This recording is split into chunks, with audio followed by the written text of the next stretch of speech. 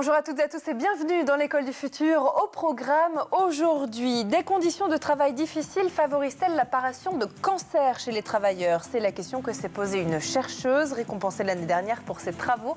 Chercheuse qu'on vous présente dans un instant. Et puis elle a une idée derrière la tech. Jeanne Dreyfus est avec nous en plateau aujourd'hui. Bonjour Jeanne. Bonjour Philippine. Alors, comment les IA et le jeu sur le détournement des styles des artistes sont devenus le terrain de jeu des communicants? C'est justement l'objet de votre chronique aujourd'hui. Absolument, les chefs-d'œuvre de l'histoire de l'art ne cessent d'être les stars du détournement, souvent potaches, parfois créatifs. Et en tout cas, surtout à l'heure des réseaux et de l'IA, on voit comment on en parle les communicants tout à l'heure. Tout à l'heure. Et puis quand on pense au mode de consommation des adolescents, plusieurs étiquettes viennent en tête et elles sont souvent contradictoires. Mais qu'en est-il réellement? Sont-elles juste partiellement erronées ou carrément clichés? Eh bien, on va poser la question à notre invitée. Bonjour Jeanne Ravisi. Bonjour Philippine. Vous êtes la responsable France de Pixpay. Je suis ravie de vous accueillir sur le plateau de l'École du Futur en visioconférence. On en parle dans un instant, juste après le focus. Début octobre 2022, 35 femmes ont été distinguées par le prix Jeunes Talents remis par la Fondation L'Oréal et l'UNESCO. Et aujourd'hui, focus sur l'une d'entre elles. Elle s'appelle Christine Barulle. Cette chercheuse pleine d'espoir étudie les éventuels liens de causalité entre les conditions de travail et l'apparition du cancer. Son portrait est signé aujourd'hui Xavier Terrade. Peux-tu te présenter déjà? Je m'appelle Christine Barulle et je suis chercheuse en épidémiologie, particulièrement en santé au travail, et je suis basée à Pointe-à-Pitre en Guadeloupe. Christine Barulle fait partie des 35 femmes à avoir reçu le prix Jeunes Talents 2022, remis par la Fondation L'Oréal et l'UNESCO. Elle a été récompensée pour son étude baptisée Exposition professionnelle et cancer, du rôle individuel des expositions vers l'effet cocktail et l'exposome professionnel. Alors mes intérêts de recherche concrètement, c'est de savoir si les conditions de travail vont provoquer plus tard l'apparition d'un cancer ou favoriser le développement du cancer. Cette chercheuse, qui évolue au sein de l'équipe d'épidémiologie en santé au travail et ergonomie sur le site Antilles en Guadeloupe, a d'abord fait un premier post-doctorat au Québec lors duquel elle a étudié le rôle du travail de nuit et de certaines expositions chimiques dans la survenue du cancer de la prostate. Sa thèse portait sur l'exposition professionnelle aux solvants et le risque de cancer des voies aérodigestives supérieures. Les recherches essentielles d'une post-doctorante qu'on a parfois cherché à mettre de côté, notamment à cause de sa vie privée. Mais il n'était pas question pour elle de laisser tomber. Par rapport au moment où j'ai décidé de faire un enfant, ça n'a pas été très apprécié de certains collaborateurs. Mais en fait, j'ai tout contourné. Et puis j'aimais surtout ce que je faisais. Je suis passionnée par mon métier. Et donc... Une femme donc passionnée par son métier qui cultive l'espoir d'améliorer la santé en milieu professionnel. Désormais devenue une femme inspirante, Christine Barulle s'est construite avec des modèles qui prouvent qu'elle ne compte pas s'arrêter là. Oui, alors j'en ai plusieurs. Actuellement, c'est Michelle Obama. Il y a quelque chose qu'elle dit que j'aime beaucoup. Elle dit l'échec, c'est d'abord un sentiment avant d'être une réalité. Et ça, pour moi, quand tu as compris ça, tu as tout gagné. Celle qui a pour le moment gagné le prix L'Oréal, avant, elle veut y croire d'autres victoires futures dans le domaine de la santé et persuadée que la confiance en soi est la clé du succès. Allez, autre chose à présent. Comment les adolescents français consomment-ils? C'est la 4e édition du Teenage Lab de Pixpay, la carte de paiement des ados copilotée par les parents, et elle vient de paraître. Ils y dévoilent leurs habitudes de consommation et on en parle, on les dévoile, on les découvre avec notre invité tout de suite dans la première partie du talk. Et aujourd'hui, en duplex avec nous, Jeanne Ravisi, vous êtes la responsable France de Pixpay. Pourquoi, peut-être pour commencer, avoir souhaité connaître les habitudes de consommation des ados durant l'année 2023, Jeanne? C'est une démarche qu'on entreprend chaque année chez Pixpay, donc à travers notre lab, le Teenage Lab, quotidiennement en début d'année. L'idée, c'est un peu de rétablir la vérité sur qui sont ces adolescents. C'est vrai que souvent, on a une vision des adolescents, on ne sait pas tellement s'ils sont... c'est la génération qui est très engagée, donc qui va consommer plus responsable. Est-ce qu'en fait, c'est celle qui est très fan de marques et très influencée par ça et par les influenceurs et qui consomment plutôt des grandes marques? On entend un peu tout et n'importe quoi cette génération. Donc l'idée, c'est un peu de rétablir la vérité par des chiffres, en étudiant donc 1 an de données de dépenses d'adolescents, faites par des adolescents, et pour en tirer des grandes tendances de consommation. Alors, merci Jeanne pour cette introduction. Est-ce que cette dernière année, les habitudes de consommation des jeunes ont évolué? Alors c'est intéressant parce qu'en fait on se rend compte qu'elles sont assez stables, que malgré les effets de mode, il y a quand même toujours les mêmes top marchands qui ressortent, avec McDonald's en première position, qu'il y a aussi toujours les mêmes postes de dépenses qui sont les plus primés. Donc aujourd'hui l'argent de poche par exemple, il y en a quasiment un tiers qui part dans les supermarchés et l'alimentation. Donc il y a beaucoup d'adolescents qui vont qui vont acheter leur goûter après l'école au supermarché, acheter un déjeuner par exemple, et ça bouge pas tellement au fil du temps. Vous avez mené cette étude sur la manière dont les jeunes consomment vraiment au quotidien. Dans un premier temps, qu'est-ce que nous enseigne justement votre étude sur le budget de la jeune génération? Combien les jeunes dépensent par mois en moyenne, par exemple? Alors, les jeunes dépensent en moyenne 96,60 euros. C'est en forte augmentation, ça, c'est une grande différence par rapport à l'année précédente. Ça fait plus de 20% de montant dépensé par mois. Donc c'est quand même une grosse augmentation. Pour expliquer un peu cette augmentation, moi, je vois quatre facteurs principaux. Le premier, c'est bien sûr l'inflation. Donc, les adolescents ne sont pas imperméables à l'inflation comme tout le monde, mais c'est pas tout parce que c'était quelque chose comme 5% en 2023, donc ça n'explique pas les 20%. Il y a aussi le fait que je pense qu'il y a une vraie prise de conscience de la part des parents de la vertu pédagogique de l'argent de poche. Donc on observe que les parents donnent déjà plus fréquemment de l'argent de poche à leurs enfants. En 2023, il y en a 57% qui disaient donner de l'argent de poche régulier à leurs enfants. C'était 50% en 2022. Donc je pense que l'argent de poche aussi se démocratise et ils en donnent non seulement plus souvent, mais ils en donnent aussi plus. Le montant d'argent de poche est en augmentation année après année que les ados reçoivent parce que je pense que les parents ont envie de responsabiliser leurs enfants de plus en plus et de leur apprendre par la pratique à gérer un budget, et donc ça passe par plus d'argent de poche. Et ce sont des achats qui se font à la fois en ligne et en ville, ou qu'est-ce que vous voyez comme tendance? Alors, il y en a à la fois en ligne et en magasin.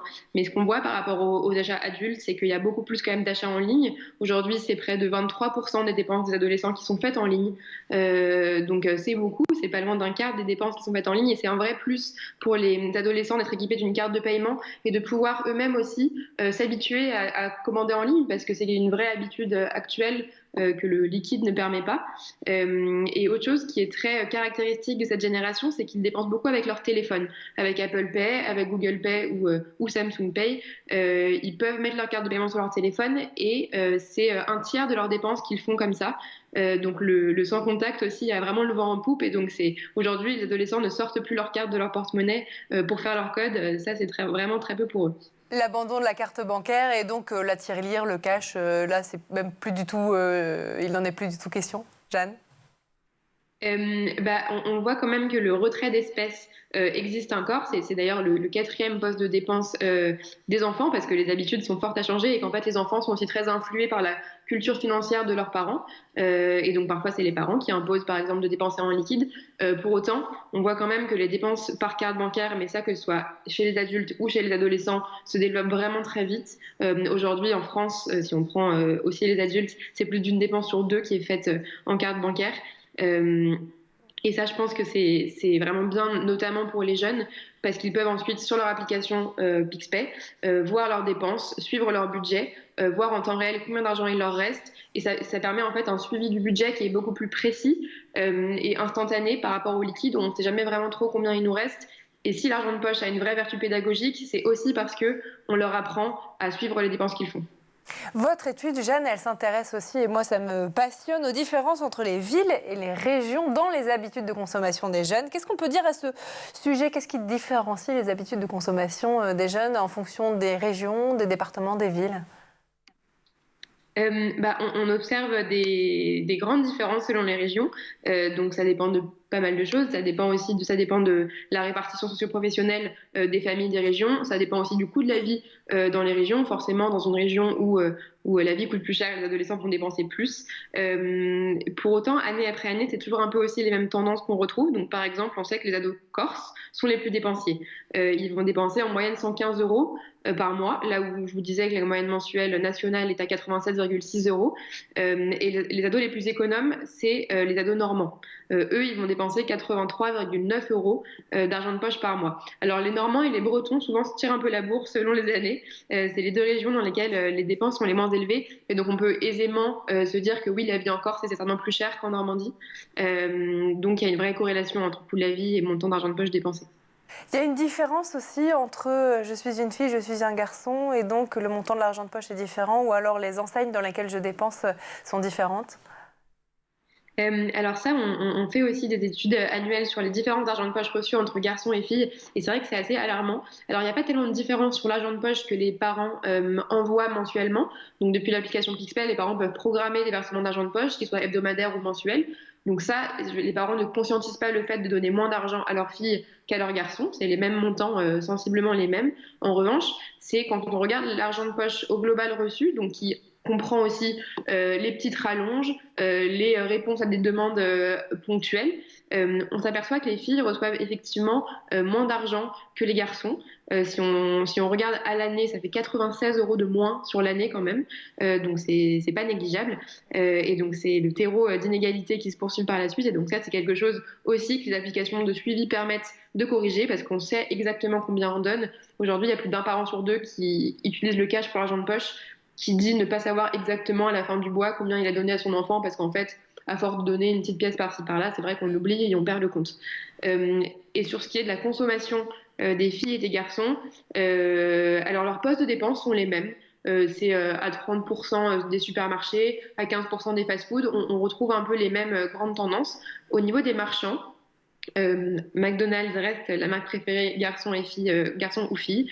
C'est la deuxième marque la préférée des ados et la même aussi pour les garçons et les filles, c'est Apple. Donc ça, c'est notamment toutes les dépenses qui vont être des applications, des abonnements à des applications. Et la troisième marque, c'est là où on a des différences.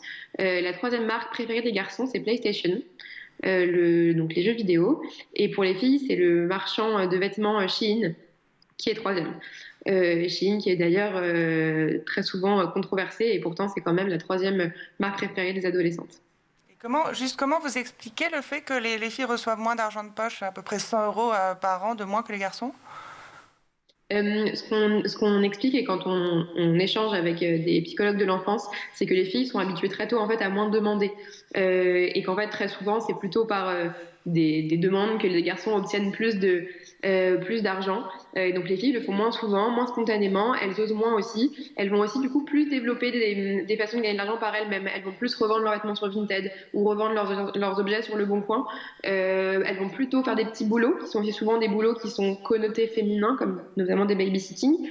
Et donc elles vont plutôt prendre l'habitude de gagner leur propre argent et moins de demander, là où les garçons vont plus oser le faire. Et du coup, ils vont aussi recevoir plus de leurs parents. Donc il y a une corrélation entre la petite fille qui ose pas demander de l'argent à ses parents et celle qui plus tard osera pas demander un haut salaire à ses employés. Quoi. Une augmentation. C'est assez dingue. Bon, merci en tout cas, Jeanne. On continue à évoquer ce sujet ensemble et puis le baromètre que vous avez mené encore cette année. D'abord, on fait un petit tour du côté de la planète tech. Images et vidéos, c'est le Zap et c'est l'œil de Jean Martineau.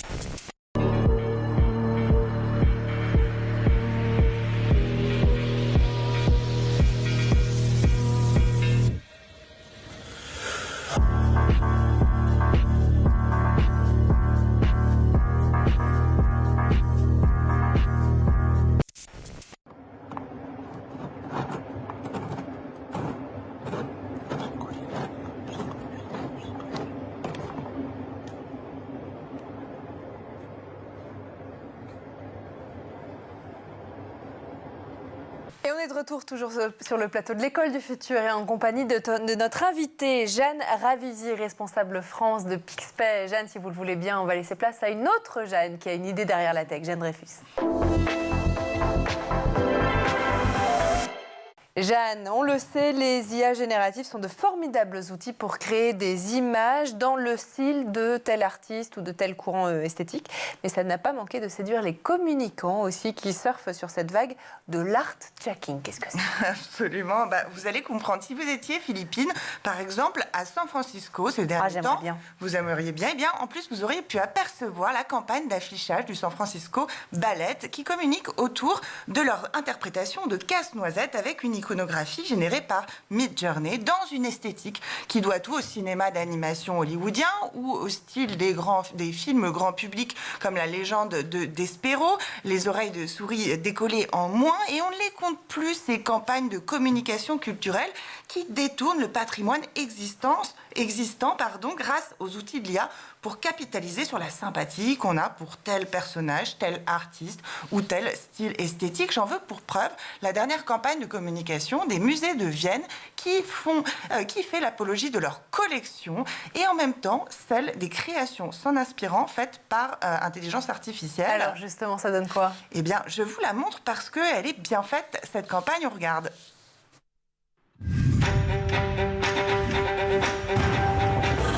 Peter Bruegel shows humans building a monumental tower. It's not finished, and God observes the balance between human limitation at the border to hybrid. Let's have a look at this picture generated by AI. It seems that the cats have finished the tower building. Is the moral of the story to be less ambitious and still be able to achieve your goals? See the art behind AI art.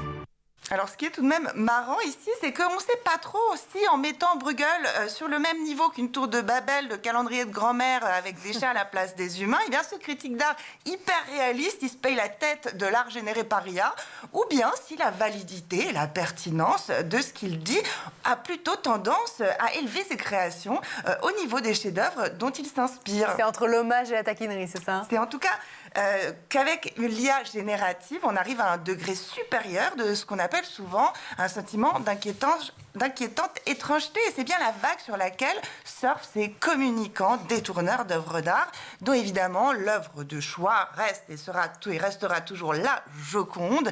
Quand les publicitaires nous montrent une Mona, accompagnée de Saint-Jean-Baptiste pour une appli de rencontre, décoiffée façon ACDC dans un grand 8 pour une imprimante Epson ou floutée façon Lego, on est dans un trouble qui naît du fait qu'on reçoit autant les signaux de l'illusion attachés à une peinture que l'on connaît pour telle que ceux d'ancrage anachronique ou d'effets d'ordre réel qu'on n'aurait a priori jamais imaginé dans un tel contexte. Il joue donc sur un effet de surprise. Assurément, et qui fonctionne comme tout bon tour de magie autour de 3 actes inventoriés. La promesse, petit 1, qui présente au public une situation banale, mettons la Joconde. Le revirement, deuxième acte, où surgit l'extraordinaire, mettons, mais waouh, mais elle est coiffée incroyablement n'importe comment cette Joconde, qu'est-ce qui s'est donc passé? Et enfin, le prestige, où se produit le coup de théâtre final, celui où on comprend qu'il s'agit d'un miracle qui arrive grâce à telle imprimante grand V ou telle appli de rencontre ou encore tel jeu de Lego. Est-ce que dans la publicité du détournement, il revient toujours ce tour de magie? Eh bien, dans ce scénario d'art-jacking, comme on disait au départ, c'est bien en effet ce twist de familiarité déroutée qui se joue pour le meilleur ou pour le pire et qui jouit d'un engagement du client cible peu égalé. En d'autres mots, ça fait jaser. Et c'est bien ce que je cherchais. Le Mauritshuis-Museum de La Hague, quand son chef-d'œuvre, La jeune fille à la perle, avait été prêté au Rijksmuseum d'Amsterdam et qui avait lancé un appel à contribution à l'ensemble des internautes pour créer une version alternative du chef-d'œuvre de Vermeer et une version aussi numérique. Parmi les 3500 créations, le musée en avait sélectionné 170 qui étaient présentées en rotation dans un cadre numérique sur leur réseau. Et tandis que les 5 jugés meilleurs étaient imprimés et fixés au mur. Au scandale que ça a été dans la haute société néerlandaise qui s'attendait pas du tout à voir ce genre de création à la place de leur Vermeer chérie. Et aux joies, évidemment, dans l'agence de communication du musée, galvanisée par le buzz qu'avait créé cette campagne de détournement massif par intelligence artificielle d'un chef-d'œuvre patrimonial commun de l'humanité. Et en tout cas, qui signe bien et qui continuera à signer la longue descendance dont bénéficieront ces campagnes de pub, de détournement dans ces temps troublés d'IA générative, de buzz et de réseaux relayants. C'est très vrai. Merci beaucoup, Jeanne Dreyfus, pour cette chronique. On en apprend toujours plein de choses avec vous. Merci beaucoup. Et puis maintenant, on lance tout de suite la deuxième partie du talk. Et on est toujours en duplex avec Jeanne Ravisi, responsable France de Pixpay. Jeanne, ce que vous nous disiez juste avant la chronique de l'autre Jeanne Dreyfus, était très intéressant, notamment sur effectivement les habitudes de consommation des jeunes. On notait qu'entre autres AliExpress, Amazon ou encore Shein, les jeunes en sont adeptes et proposent des très petits prix. Peut-on dire du coup que les 10-18 ans en sont en permanence en recherche quelque part de bonnes affaires et de bons plans? Ils sont plutôt du genre à préférer la quantité que la qualité? Je pense que c'est une génération qui effectivement est quand même à un moment charnière où ils ont quand même été habitués à beaucoup de consommation. Donc oui, à beaucoup de consommation à petit prix, ils ont été mal habitués. C'est sûr qu'aujourd'hui, le prix d'un t-shirt chez Shein, par exemple, ne devrait pas être le prix réel d'un t-shirt. Et donc, eux, ils ont grandi avec ça. Et donc, ils ont ces envies de consommation. Pour autant, c'est aussi une génération qui est quand même de plus en plus consciente. Donc, alors, ça ne se retranscrit pas encore dans sa consommation. Mais quand on les interroge, ils sont quand même conscients qu'il va falloir ralentir. Ils essayent de trouver du coup quand même des petites astuces, et notamment on voit quand même que le marché de seconde main, notamment parmi les plus jeunes, est vraiment en forte accélération. Il y a un vrai engouement pour Vinted, notamment parmi cette génération, ou pour Le Bon Coin, et donc ça c'est quand même une bonne chose. Donc la quantité oui, mais peut-être qu'ils seront d'accord pour le faire en seconde main.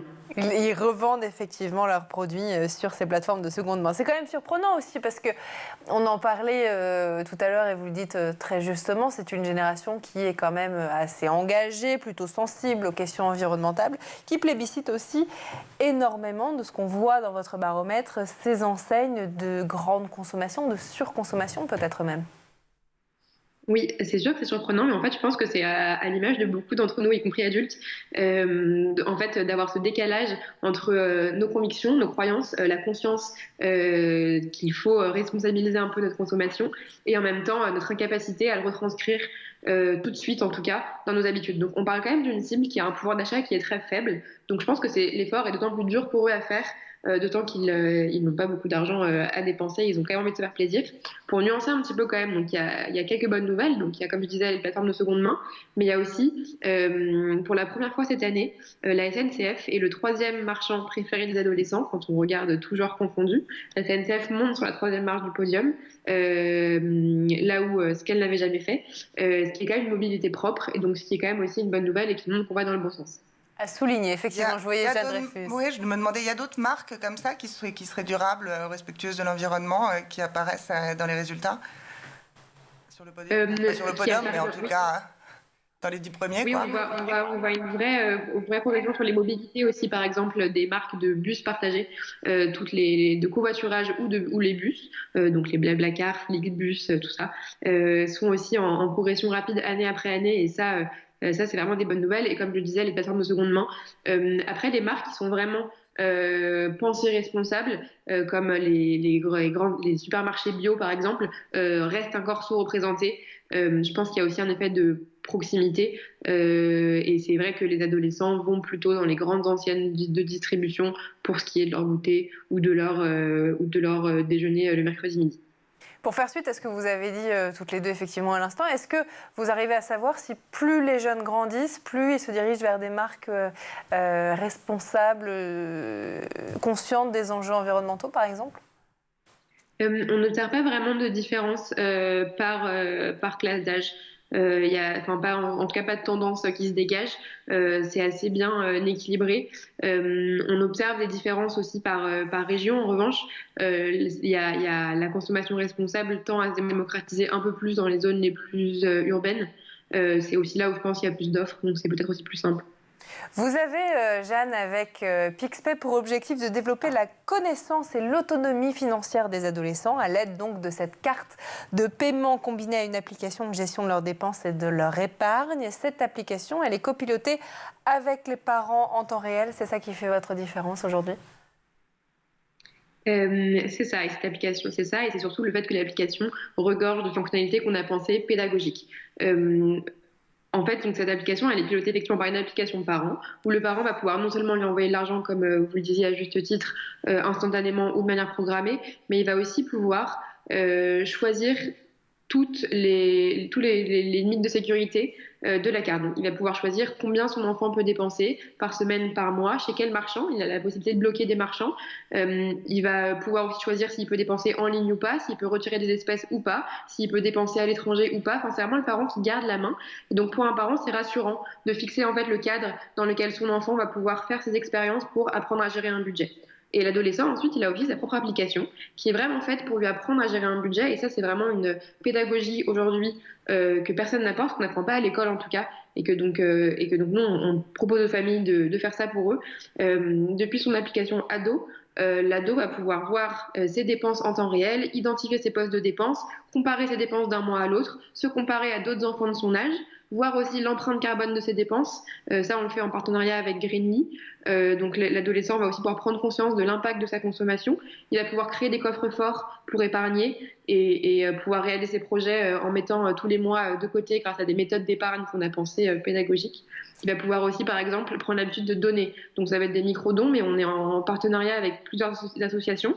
Et s'il le souhaite, l'adolescent va pouvoir donner quelques centimes, quelques euros à des associations. L'idée, c'est pas tellement d'arriver à des gros montants, mais de prendre l'habitude, quand on le peut, de faire des dons pour des causes qui sont importantes.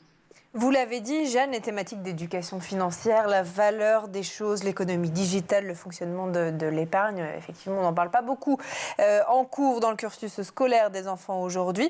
À partir de quel âge vous pensez qu'on devrait parler d'argent à nos enfants ?